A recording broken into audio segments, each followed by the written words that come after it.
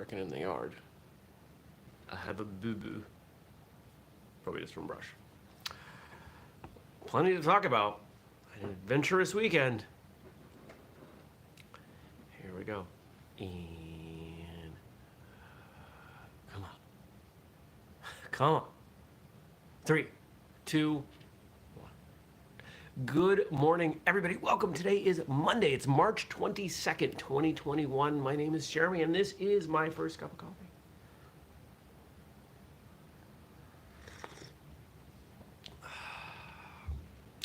Coffee's not as good with these things in. Oh, yeah. So if you didn't watch Friday, you might not know. I have Invisalign. I don't know. It is unclear if I'm allowed to call them braces or not. Dental correctional device. Yeah, that's what they are.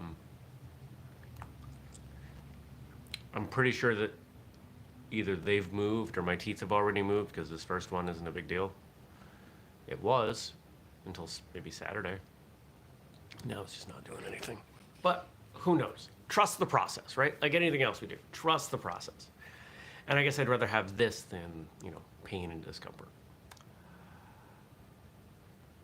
Oh, I hear the garbage truck. Had a lot going on this weekend. Friday was a good day. Saturday and Sunday were good days. Let's see if I can recap for you.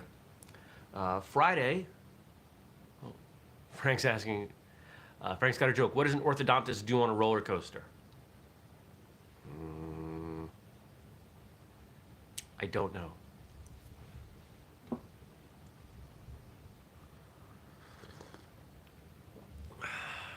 He braces himself. That's a good one. I like that. Yeah. They're not as big of a deal. They're not as big of a deal as I had thought they would be. I think my biggest concern going in was people saying, hey, here's a man in his 40s with braces. When I first put them in, I wasn't talking right. My tongue had to adjust for that very small difference, that little bit of thickness on the back of my teeth. And so initially I was doing some lispy things, but it didn't take long to adjust. And I've noticed that I enunciate even more. And imagine when I'm done with these, I will enunciate tremendously, which who knows when that'll be, a while, year and a half, something like that. What else happened? So Friday was a pretty solid day.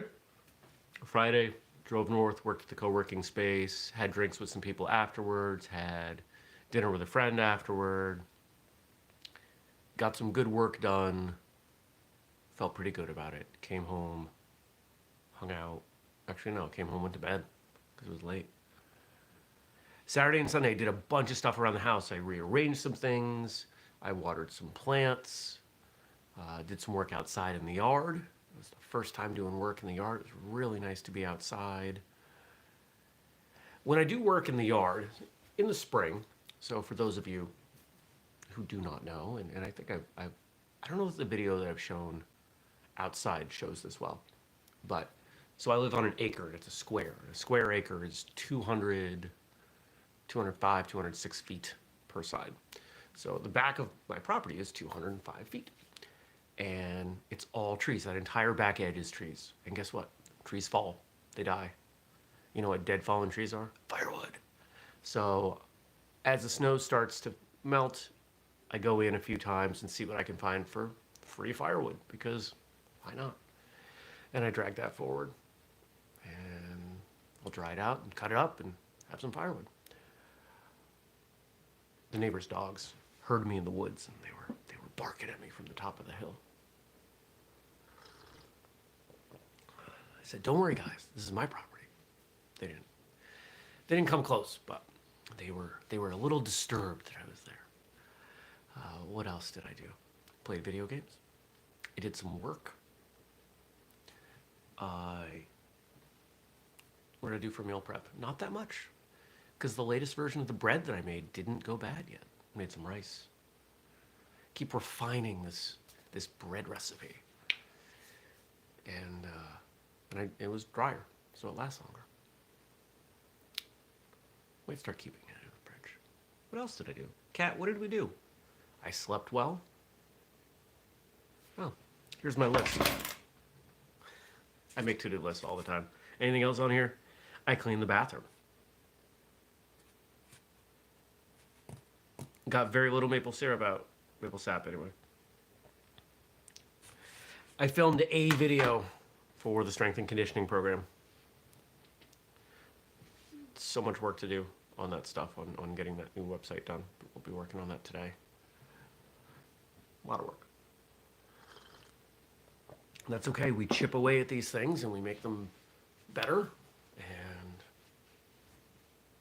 eventually things happen. Last night went out to try a new restaurant with a couple friends, had a good time there, came home, played some video games, went to bed. I've been playing video games a lot lately. It's a good opportunity to escape, to be in a different world, to pretend.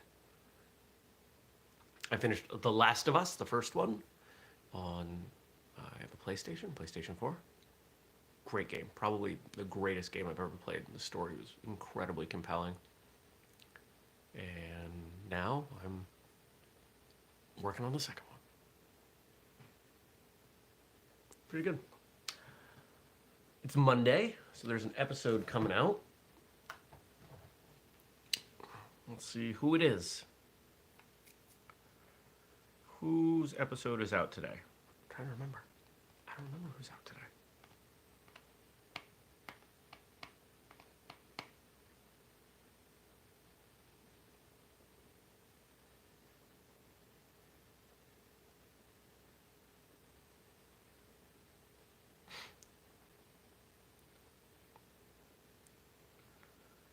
Oh, Sifu Chris Himmel. Episode 590. We're coming on. Good morning, Stacy. We're coming closer to 600. Do we have something planned for 600? Yeah. Yeah, we're working on something. We'll see if it happens. Fingers crossed. Leslie and Andrew and I came up with an idea. We'll see how it goes.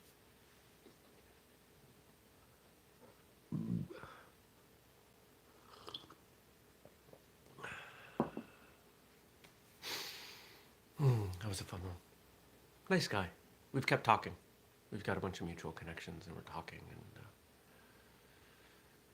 talking about how I might be able to help him with some stuff. We'll see. Actually, I think we have that conversation next week. What's going on today? Quiet work. Working on the new website for the training programs. I have a call with, I guess I'll just be honest, call with my therapist this evening, which I'm looking forward to. Some of you have probably picked up. I've been going through some stuff. So it's finally time to get some help with that. He's a good guy. I really appreciate him. I appreciate all of you.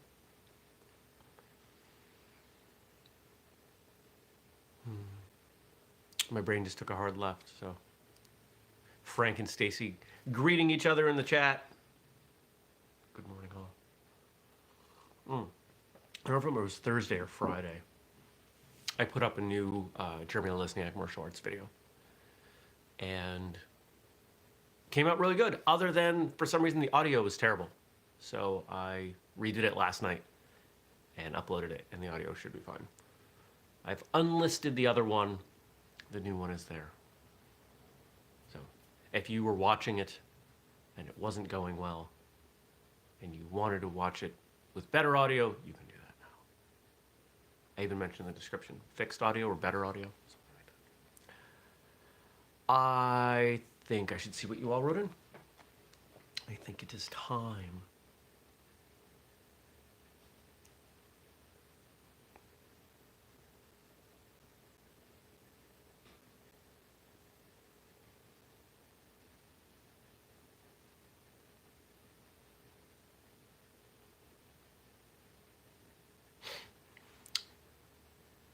Boom. There we go. All right. Frank gave us some stuff And now, ooh, I like this. And now for some quotes from Miss Manners herself. Emily Post, as in Emily Post's Guide to Etiquette. When I was how old was I? 13? 12, my grandmother came to visit, my mother's mother. And she said, I have a gift for you. Like, oh, okay. And it was an etiquette book. And I was like, thanks, Grandma. And she said, and we're going to read it together every night before we go to bed. I was like, oh, thanks, Grandma. Now, some of the things that we read have lodged themselves in my brain, but most of what I remember of that is just it being really obvious common sense.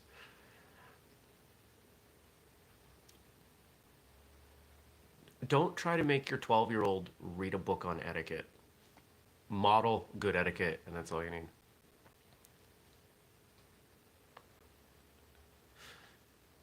Oh.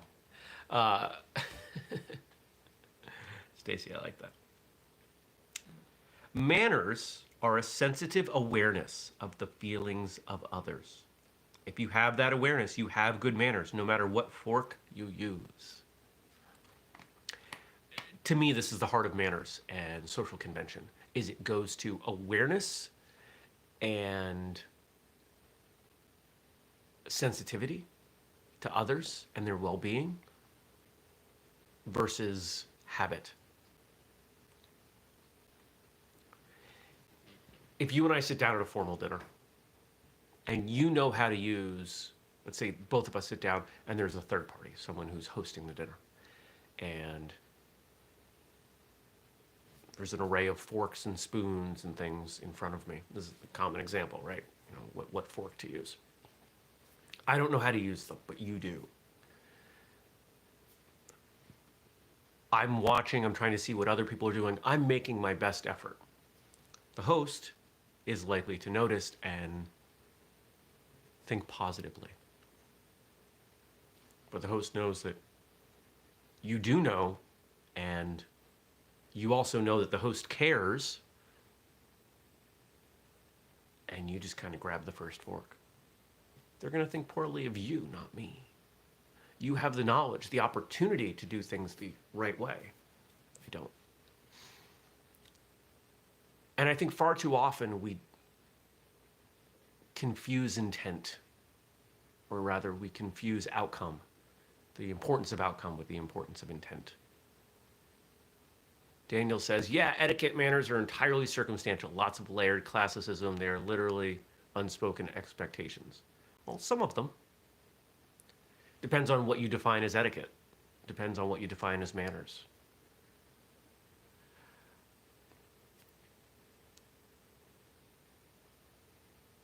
A lot of, well, what's the quote say? The quote, it says, a sensitive awareness of the feelings of others. That's the important stuff. It's not the forks. It's when you go to a dinner party and you realize that everybody else has left and you're still there. And the hosts have been giving you subtle hints that it's time to go. It's that stuff. That's the stuff that matters. That's the stuff that you want to hone in on.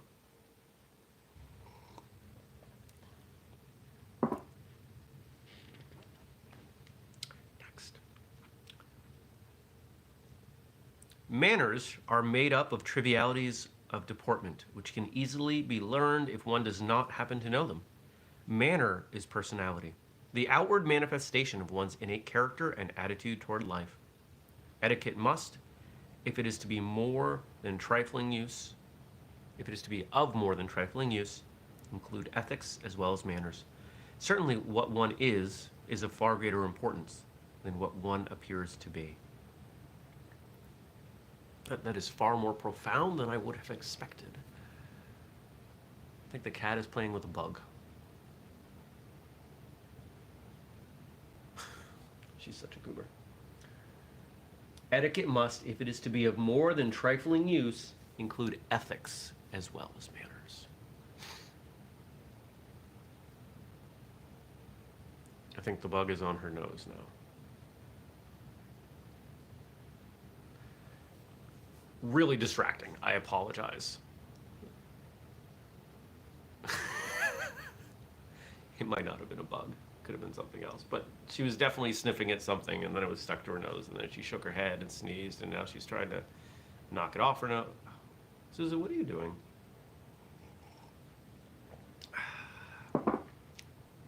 I would show you, but the moment I move the camera, she's going to just stop, because that's what she always does. Oh, and I cut my hair, if you couldn't tell. Cut my hair, trim my beard, shaved.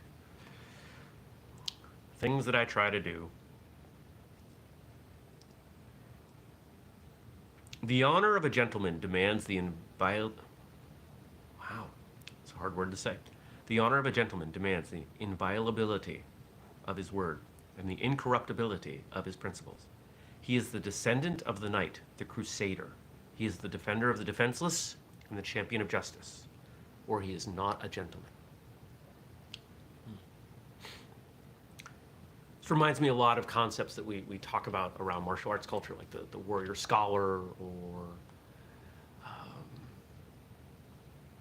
we think about the samurai and their involvement in society in times of war and times of peace, and how deep that goes. When I think of the concept of a gentleman in this case, especially as we bring it to martial arts, there's no gender component to me.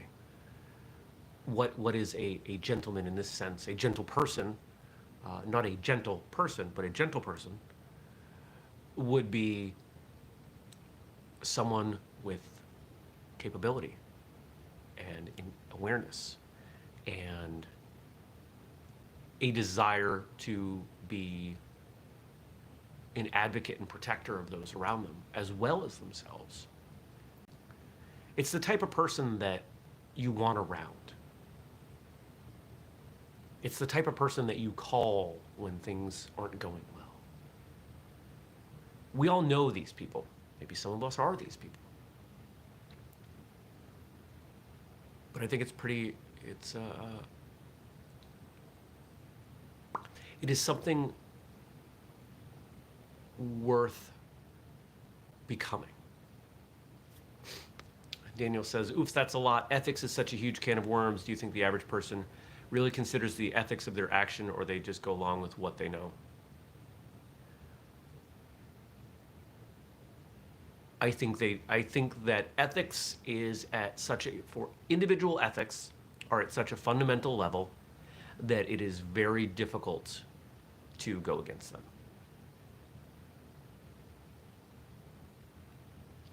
I think that when someone,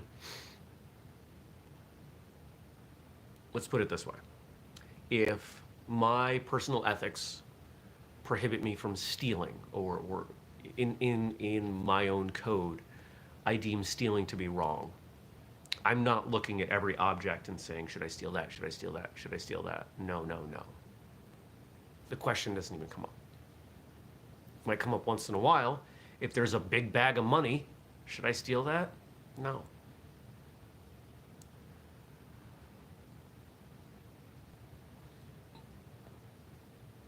Our ethics can differ. They do differ. But I think for the most part, most of us have broadly similar ethical codes. Most of us are against stealing and murder and other things. Where I think we go sideways a lot of times is our manifestation of those ethics. I've said for a long time, I think we all want roughly the same things. We just have very different ideas of how to get there. And that's where the conflict comes in.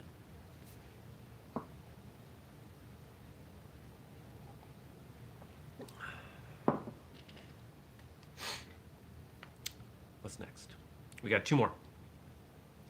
Nothing appeals to children more than justice, and they should be taught in the nursery to play fair in games, to respect each other's property and rights, to give credit to others, and not to take too much credit to themselves. Sure. Justice, the idea of justice, the idea of what's right and fair. I don't know about you, but I remember struggling with that, realizing that I was following the rules as a kid and others were not, and they weren't punished. or punishment wasn't doled out equally. Now, some of it, as you get older, you realize is that there's nuance, that intent comes into play. If I'm a 3-year-old and I throw a baseball at a kid's head and hit them, that is different than I'm a 3-year-old, I throw a baseball and it happens to hit a kid in the head. One is pretty terrible behavior. The other's a pretty rough accident. I don't think those should be disciplined the same. But as I've aged, I've realized that things aren't doled out fairly. And it doesn't take much investigation into society to see this. And we all have personal examples. We can point to certain things. We can look around. We can say, this is not the same as this.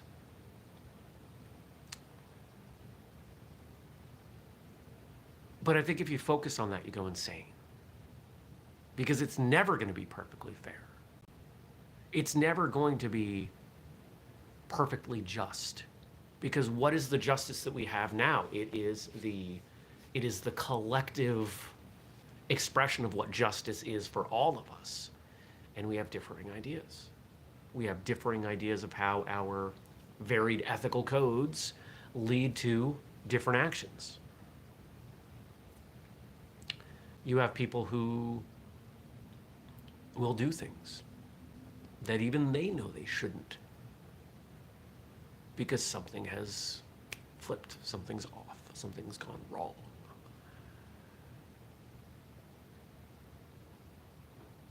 So how do I reconcile that? What do I do? I come back to my guiding principle. Do a little bit more than my share.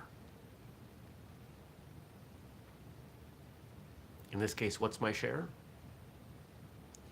To be just to others. To allow them some space to mess up.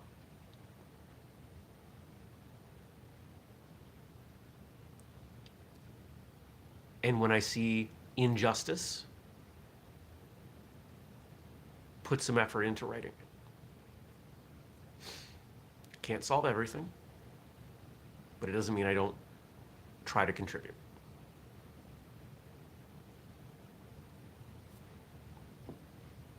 That's my personal code. It doesn't have to be yours. Probably shouldn't be yours. You should probably have your own, something that you think about. And honestly, where did that one come from? Came from way, way back, realizing how much trash there was on the side of the road. That's where that came from. I can't pick it all up. I can't. I could spend the rest of my life picking up trash off the side of the road. I could probably walk a loop. Let's see, let me think. Not even 100 miles a day. I could probably walk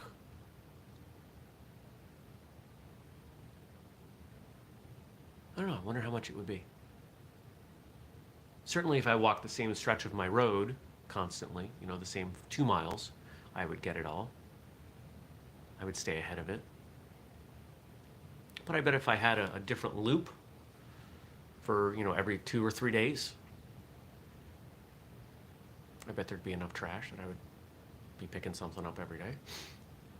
So what do? Do I concede and say, oh, I'm going to make these the cleanest, 15, 20, 30 miles of road anywhere? I could. That doesn't help. That doesn't further my goals. So once in a while when I'm walking on the side of the road, I pick up some trash and I try to make sure that I don't throw anything on the side of the road. Pretty simple. Not necessarily easy. And our last one for today, thanks again to Frank. Remember, if you have questions, comments, feedback, things you want me to respond to, drop them in the comment section below after the show closes. Ooh.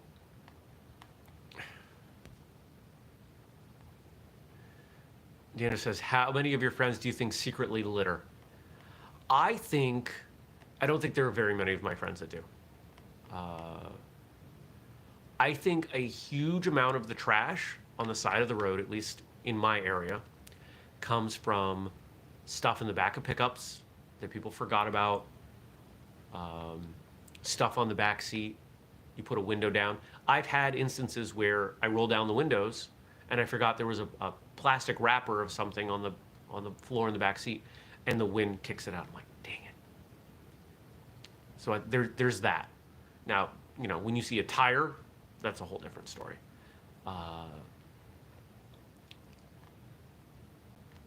But based on who I associate with, it's not very many. Stacy says, why is it that people wouldn't break a law consistently are willing to throw trash on the side of the road? Because they don't see the impact. It's the same reason that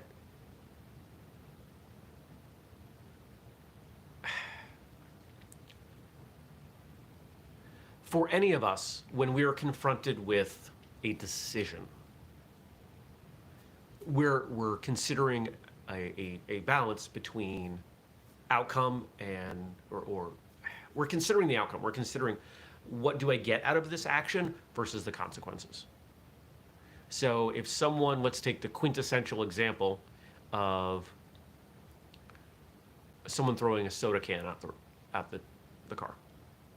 I don't want to deal with this. It's sticky. It's going to drip on my floor mats. I'm just going to throw it out there.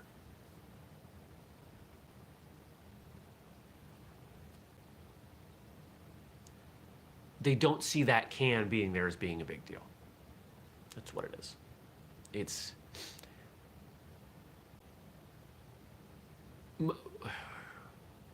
the question that Stacy is raising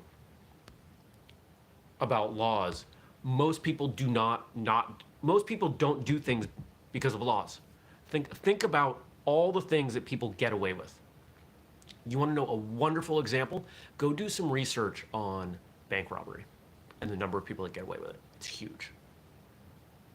It is such a large number that there is if I remember correctly, it's 50%. Oh, Daniel's pointing out speed limit. There's a beautiful one. We don't see the consequences. Statistically, any speed, as it increases, creates more risk. The faster we go, there is more risk. You could make a statistical argument that we shouldn't drive faster than, 20 miles an hour in cars, 30 miles an hour in cars, 0 miles per hour in cars. But we have these lines, right? Many of us, I would say most because I think most people speed, deem those lines to be arbitrary. There are real consequences. Those consequences have to line up in order for the actions to make sense. And we have to believe that there is a good chance of punishment. That consequence has to be real. The majority of people, if I remember correctly, commit multiple felonies per day. Some of it's a lack of awareness, some of it's indifference. Most of it comes from a disconnect between the action being caught and the consequences. Why don't most of us rob banks? Because we know it's wrong. Or I should say, because it is wrong per our ethical code. Daniel says parking lot hit and runs. There you go. There are so many examples of times when people will break the law. They don't think it's a big deal. That's really what it comes down to.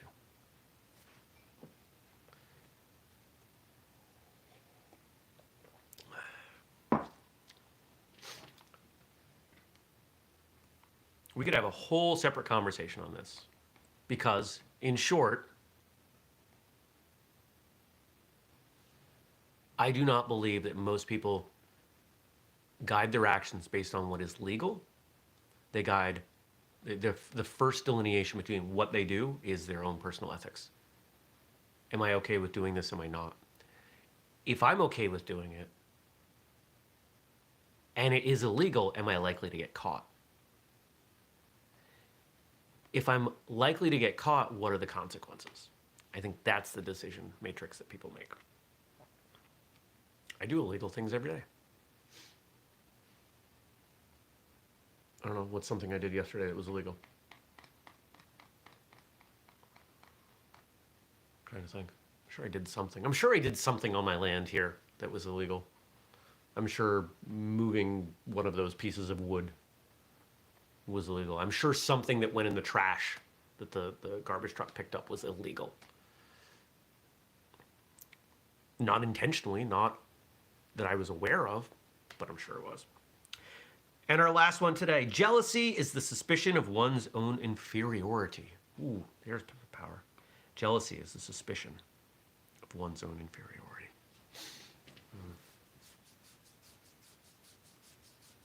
Yeah. Tino says, I let my dog off the leash yesterday in the woods, but technically in the city limits, which is illegal. There you go. We got to be careful of these ethical discussions because I want to be cautious. I don't want anyone to think that my ethical code is such that this is what you should do or what you must do or what I want you to do. I'll tell you what I do. But at the end of the day, you've got to take everything that you've got around you to determine your own. Okay. I think this is a good thing to contemplate. Jealousy is about your own feelings of inadequacy. Yeah, I think I would agree.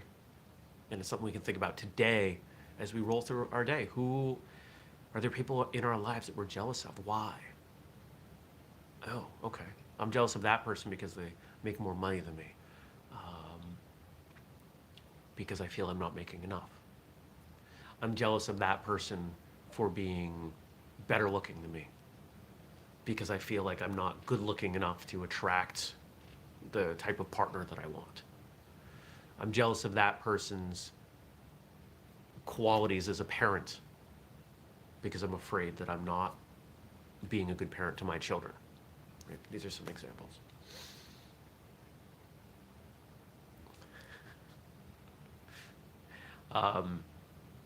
About 15 minutes ago, for those of you that joined late live, my cat was playing with a bug, and Daniel says my cat is also chasing a bug. They're coordinating their efforts against the big uprising. All right, leave me some stuff to talk about tomorrow.